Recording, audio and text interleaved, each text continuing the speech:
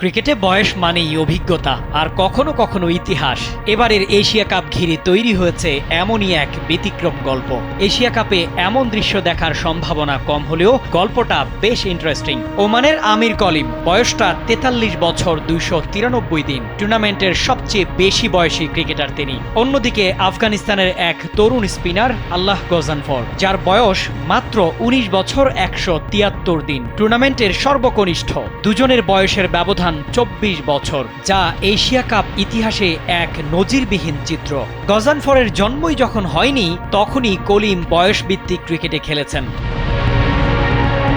এবারের এশিয়া কাপে সবচেয়ে বুড়ো অধিনায়ক সূর্যকুমার যাদব আর সবচেয়ে তরুণ কাপ্তান রশিদ খান। স্যান্ডেলিনা সো, রূপচর্চায় আভিজাত্য। বাংলাদেশিদের মধ্যে সবচেয়ে বয়স্ক ৩১ বছর ২৯২ দিন বয়সী নুরুল হাসান সোহান আর সবচেয়ে তরুণ ২২ বছর ৩২৪ দিন বয়সী তানজিম হাসান সাকিব।